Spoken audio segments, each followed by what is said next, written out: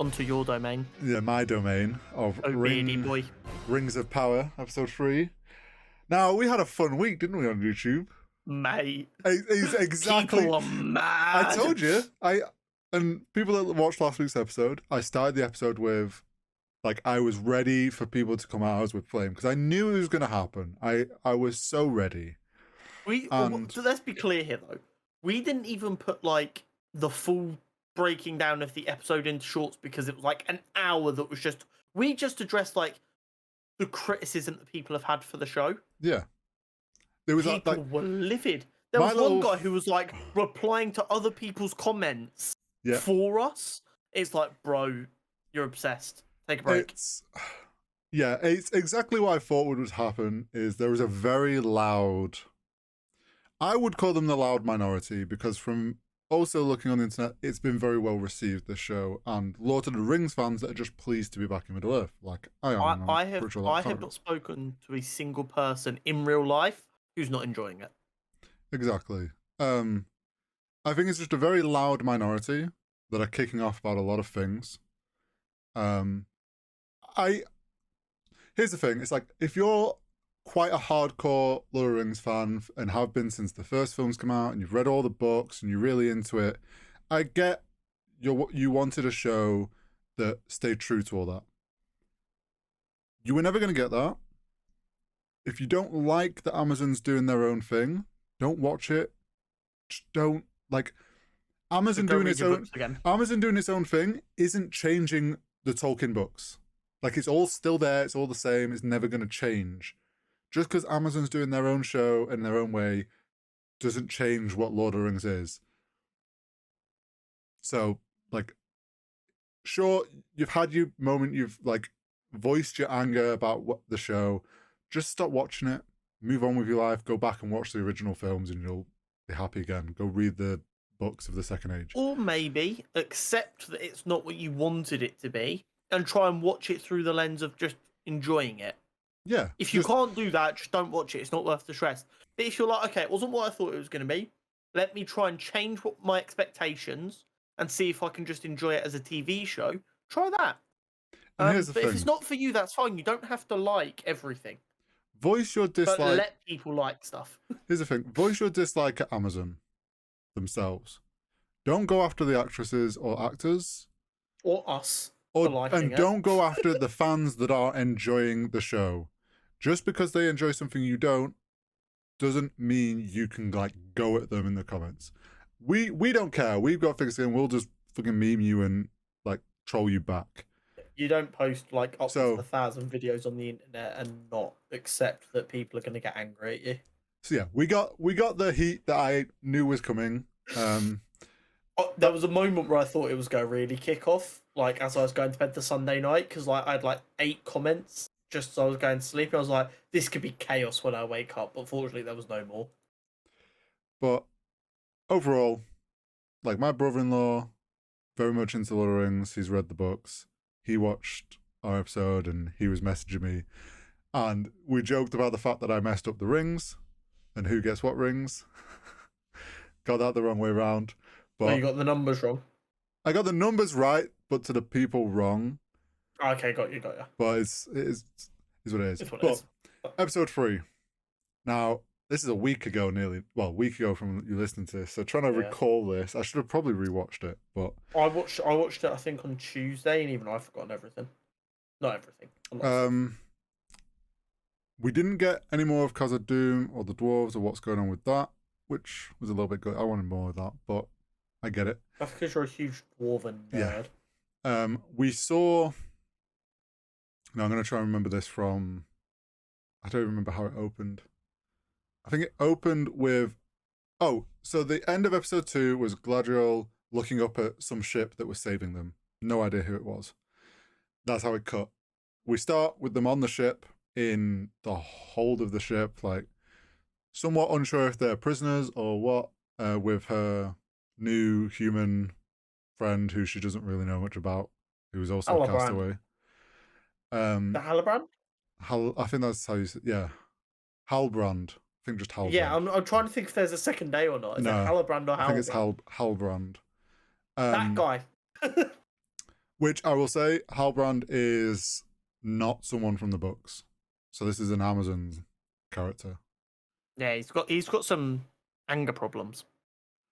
So they're on a ship and they're introduced to Elendil.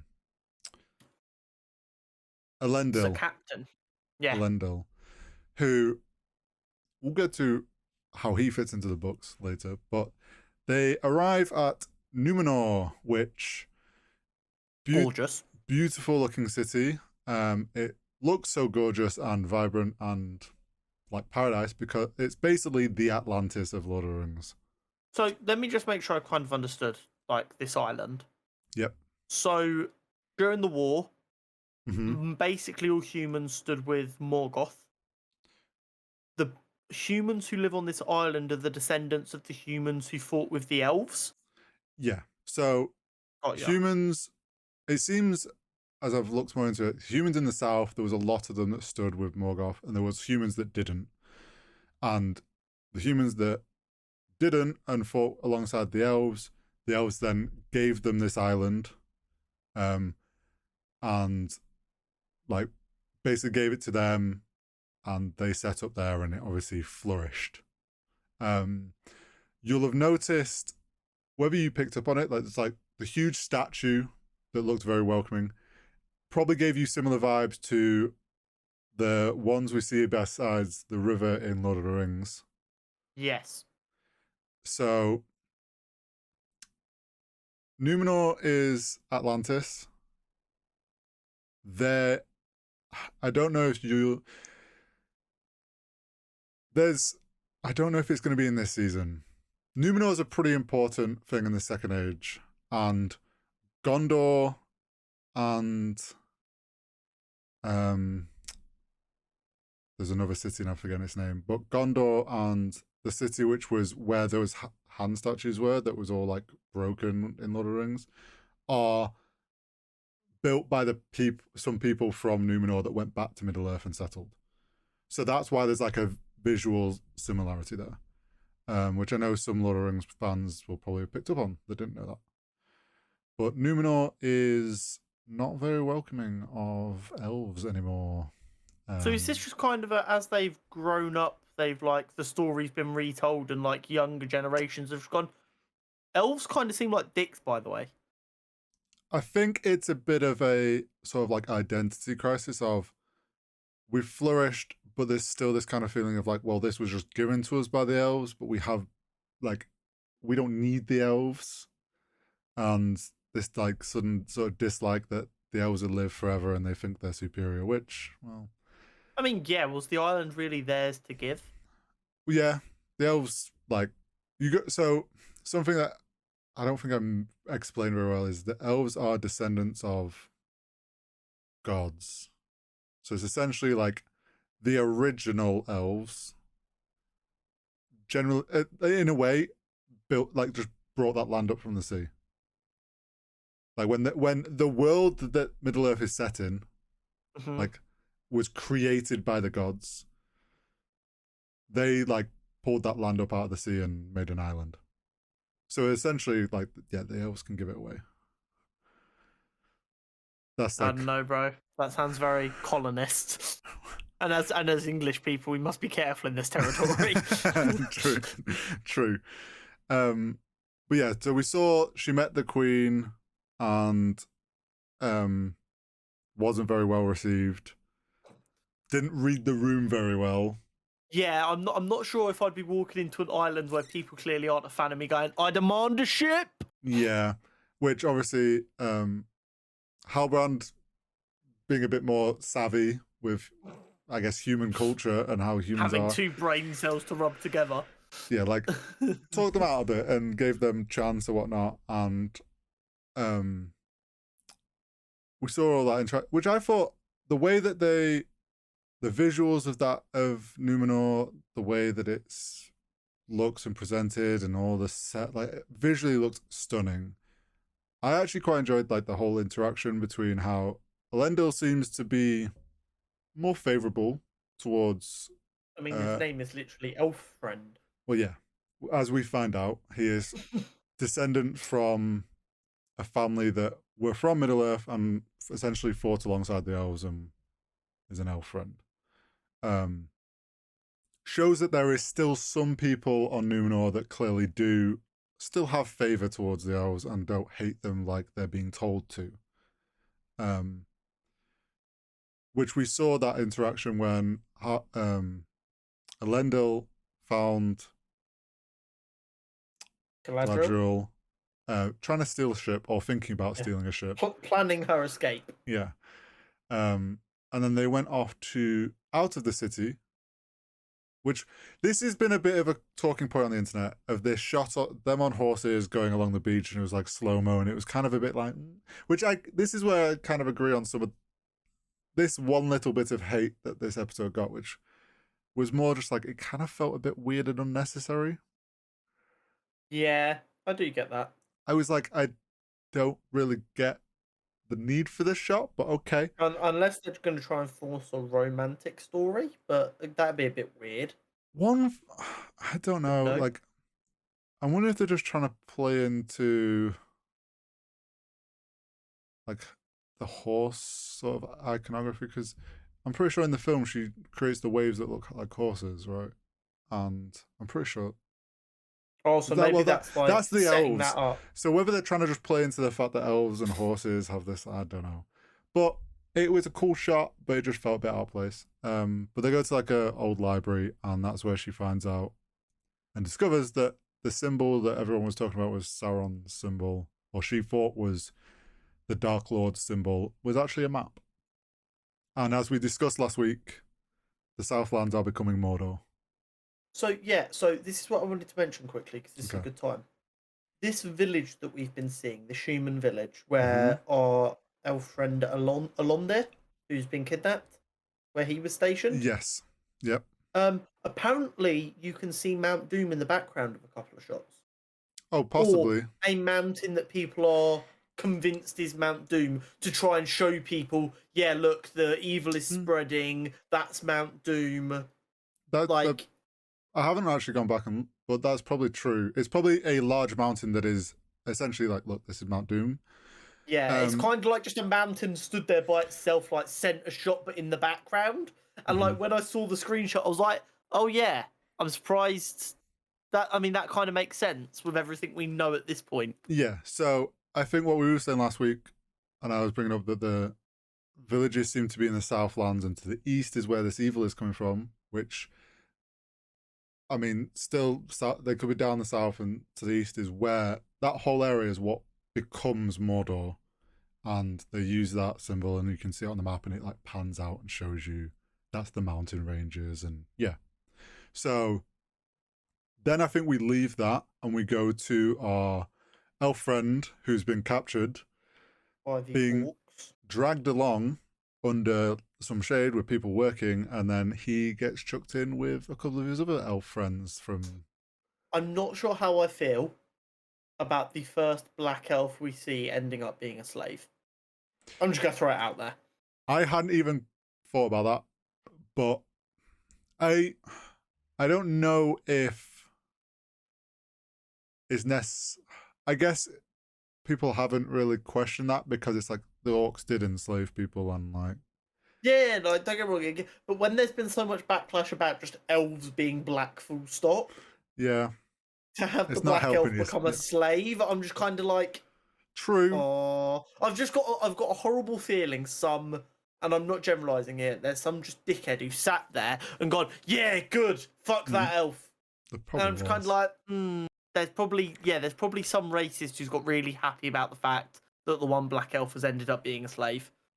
I feel like that's one of the moments where you just need another pair of eyes to go, okay, are we sure this is how we want to go, bearing in mind we know what the reaction to a black elf is going to be anyway? I guess the tough thing is, though, it's like you need to tell that story, like, because so he's chucked to work, his other friends are there, they're digging what appears to be, when there's a pan out shot, it is a trench that is like... It looks like there's loads of other trenches as well. Well, it seems like there's one major trench, which then, to me, means they're digging towards something. and they're keeping it covered because the orcs don't like sunlight. The ones in Lord of the Rings were bred and so that they could fight in sunlight and it doesn't affect them. They were bred in a way that got rid of that weakness, which is why the ones in Lord of the Rings, it doesn't affect them. But in here, selective breeding. Yeah, essentially. They're covered up, like they've got a trench covered up and they're doing all that. I love the fact that he gets there and they immediately start planning how to break the fuck out. Very elven, to be fair. The whole scene with like forcing them to drink water so they drop their guard was kind of like, you could tell something was coming and you're like, something's dodgy here. And then it was like, as soon as the third one started taking a drink, they just slit his throat. Which was fucking brutal, by the way. Yeah. He's just got reunited with some of his own and he thinks, oh, we've got a chance that we could work together. And then one of them just gets absolutely just executed in front of you. But yeah, you've also got to remember though, like we've said, elves in this universe are immortal unless they die. Well, I don't mean like die as in die of old age, like get killed, die of an accident. So to watch, it's not like we're both under the age of 30. We've probably both been to a funeral, if not multiple funerals. Yep. It's not strange for a human to go to another human's funeral. For an elf, it would be strange to see another elf die. Well, yeah, it means an elf only dies in combat. So usually it would only happen if you're in a war or something. Yeah. It's a rare occasion that someone just gets straight up murdered in front of you, essentially. Obviously they did the whole little trying to break out and he broke the covers and burnt them or whatnot. Yeah. All for it to seem like it's going well, and the captain guy gets up on the ridge and just stops dead. Yeah. And you're like, huh? And then he turns around and he's got an arrow in his chest. Yeah, and then just get obliterated with even more. Yeah.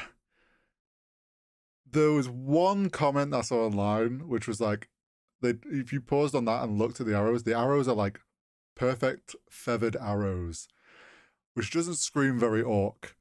No. Which either... No, I mean, they could have taken them off all the elves they've captured for slave labour. This is what I was... The way I interpret that is, well, they've just, like, scavenged them off elves. My question is, how has no one noticed all these elves going missing? So... there's got to be that whole troop of them that was at the watchtower or whatever must have all got captured. Because there's no way, like the captain and a couple of them got captured and no one's realised. Like, it must have been the whole group as they were packing up and preparing to leave and because they all left a little bit before Andy because he wanted to go back and see his human girlfriend. So yeah, he fucked off to go, and then they were obviously packing up and getting ready to discharge. So yeah, it could have happened at any point to them. They might have crossed the paths of where the orcs are on their way back, and got caught up in it or whatnot. Yeah. But yeah, there's clearly no knowledge that this is going on. My thought is if they're tunneling somewhere, I think it's them tunneling towards Mount Doom. Maybe. I think they're trenching out that way. Obviously we saw them, like, he had to chop down the tree, which gave him the line of sight of things. But yeah, he's in a dire situation. For sure. He's going to have to pull off some fucking clutch shit to get out of this one. But I feel like this is finally the first indication of what the fuck's going on. Yeah. The evil is back. Do you know what? And I'm going to do it again, and people probably hated it last time. It's very much got vibes of Voldemort's back, but no one's willing to admit it yet. Yeah. So everyone's like, something's not right here, but we're going to keep our head down and pretend everything's fine. Mm-hmm. When it's not. And as a result, they're going to get caught off guard. So, right at the end, as yes, maybe the guard gets shot, and then they pull Alban down or whatever. They call for Adar, and we get a very blurred shot of whoever this is walking up. Yeah, walking up. This is apparently it's an elf, and it's a corrupted elf. Oh. And this is an That's Amazon not common. This is an Amazon character. So there were some corrupted elves I've discovered, but yeah, they weren't as common, but it happened. So apparently this is a corrupted elf. Apparently it's an Amazon character. So it's unlikely to be Sauron. Also, regarding the whole thing that was confusing you last week about you thought Sauron escaped. So I've learned or sort of got to the bottom of that. When he can essentially give up his form. So he will corrupt or create a form, which is why, but it takes a lot for him to remake a form. God, yeah. So it's probably, I think the case is he's probably given up his form and gone into hiding or whatnot, which is why in Lord of the Rings he becomes the Eye, because he doesn't have a form. So I think whether he has a form at the moment or not, I don't know. But that's the whole thing of like why someone could become Sauron. So that's why there's so much. Oh, what if this person, this person, and this person? Because he's formless, so he could take the form of anyone. Yes. Corrupt them and then take them over. They're really having fun with playing with is this stranger Gandalf or not, aren't they? Yes. So we got some more of the Harfoots. We saw them doing a bit of a festival in the good old like Hobbit style. Lots going on. They're dancing through the forest, doing a little like harvest looking festival. Vibey as fuck, to be honest. Yeah, it looked amazing. I love the whole like cottage core look that they've got going for these hobbits. There was obviously then the stranger rocks up mid speech while so they're remembering people lost. In other words, people that get left behind because either they're injured or slow or something happens to them. We find out that the Hobbit girl that is, I forget her name, and she's trying to keep the Pridefoot Nori. one. No, not Nori's friend. The one that's always trying to keep her. Her last name's Pridefoot. And when they're reading out names, we realize that basically all of her family were one of the ones that were being remembered. So you suddenly realize, oh, she's on her own and an orphan. But yet she's still trying to help everyone. She's going to be our hero of the entire show. Because everyone knows to be a hero, you have to be an orphan. The stranger rocks up and finds that. Causes chaos. Yeah, a bit of paper with the star things and then sets it on fire. And then causes everything to freak out. He obviously understood what they meant. But we still don't really like. It's very much is playing into this idea that this is Gandalf, and I think more and more people are agreeing on that because they know Amazon can do what they want. They could bring him in early. The way the actor said "friend" right at the end, where he was like "friend," I don't know why it proper gave me Gandalf vibes. Well, they're playing into what we know about Gandalf and his relationship with the hobbits, and it would make sense for Amazon to want to bring in a character like Gandalf, even though it's earlier than in the books. They are condensing thousands of years into a show. And also, hardcore fans are already angry. Why not try and capitalize? But honestly, I don't think the way they're bringing him in is a bad way, and I'm totally fine with that. And then obviously they, as punishment, got put at the back of the pack, and we saw them start their migration. And Nori and her family are at the back struggling, and it's no fucking surprise they're struggling because out climbs the trailer the stranger, a big giant guy that they've unknowingly been pulling along. Like, why is this trailer heavier than normal? And then obviously he climbs out and he helps them. And maybe this is a reason why that they settle somewhere, is he helps them find somewhere to settle or something. I don't know. Maybe. Like I said, a lot of Gandalf's relationship with the hobbits doesn't make sense based on what we know about the hobbits and how they keep to themselves. So the idea that Gandalf is almost a hobbit himself because when he came to Middle Earth he landed with the hobbits is a very easy story to sell, I think. So that was kind of the episode, and that's where it ended. I really enjoyed it. There's a lot of, I feel like we've got all the characters, like all the main characters now. One thing that, because I don't want to spoil future potential things for you, but Elendil, the ship captain, and his son are characters. The sister is made up. Okay. For the show, which is fine. I think she plays a good part. Oh, yeah, I think as that kind of intermediary role between a father and a son butting heads, she can add a lot to the story.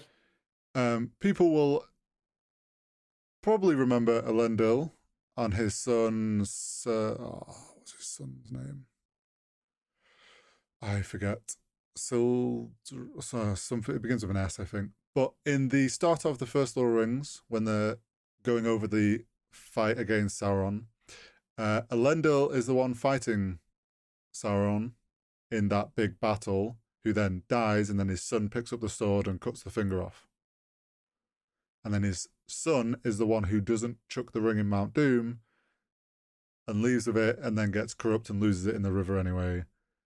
That's the same two people. So they should both survive for the entirety of the show. Yes, and they will end up in Middle-earth. The one question I had, Halbrand, why he gets so angry so fast? Is he like being corrupted? Is he going to become Sauron? So he apparently is some self-exiled king, is what we are learning. Okay. He's like self-exiled himself from the Southlands for some reason.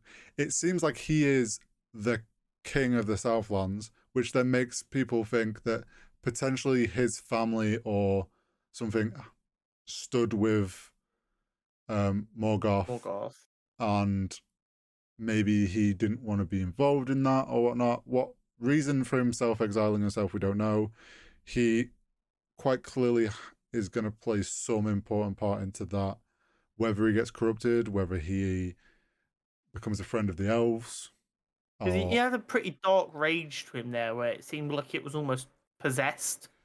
Are you on about when he beat the shit out of fights? them? Yes, Yeah. we didn't talk on that bit, but yeah, while Galadriel's off riding a horse down the beach, looking glorious, he's having drinks with the locals and then accidentally slightly says the wrong thing, being a bit too cocky. And then there's a very quick sleight of hand, which you actually, if you pay attention to the shot when he says he has to leave and he pats the guy on the back, you see him actually take the thing off the cloak, which you then see him flipping or whatnot. I think the reason they did that fight scene was to try and show us that, not necessarily that he has rage in him. I think it was a way of them going, this guy can fight and is trained in his... He's capable. Yeah, he is way more trained and capable than he is letting on to everybody else, which would make sense with him being an exiled king. He would know how to fight and how to use a sword and whatnot. So I think that's more what they're trying to do. Okay. Rather than it being like a rage thing, I think he's just trying to hide who he is, but it'll come out when he needs to defend himself. Maybe. Okay. But trying to think if there's... Obviously, a lot of people are like, hobbits don't have a history. Why are they trying to make these into the hobbits? I mean, that's the point. There was nothing written about the hobbits in the Second Age, because according to the books, the hobbits didn't really do anything of interest in the Second Age that required stories. They're in The Hobbit and the book concerning hobbits and Lord of the Rings because a hobbit goes on an adventure. Before that, they're not really doing it. So they keep to themselves and out of the way. So by law standards, there's no history known of the Hobbit. So Amazon can do what they want. I'm fully enjoying it. I mean, I'm always a fan of the Hobbit.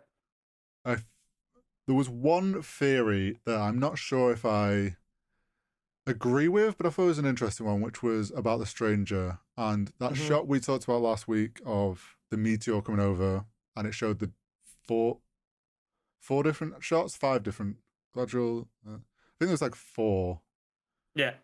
And we said it was probably a way to them to tie everything together. But someone was like, well, when you take into consideration where all those different people were,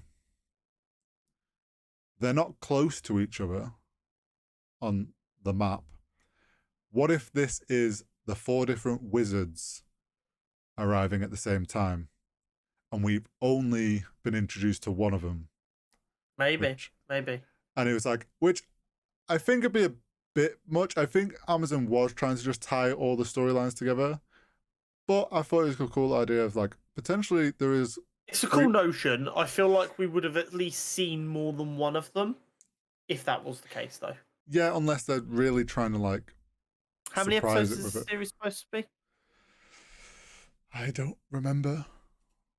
A few. Rings of Power. How many episodes? Here we go. It is going to be 8 episodes for season 1. Yeah, there is multiple seasons confirmed. I'm calling cap on that being 4 wizards if there's only 8 episodes. The only reason I potentially is like whether they want to do that, but they're not going to let on that that's the case, and in future seasons they're going to introduce other ones so they can be like, well, they all arrived at the same time, we just didn't tell you about them. I don't know, maybe. But yeah, overall I've really enjoyed the show again. Looking forward to seeing Mordor progress and see what happens with that really turns those lands like evil. We're obviously going to have something interesting happen with Elendil, his son, and Galadriel. And then hopefully more dwarves next week. Hopefully. More dwarves.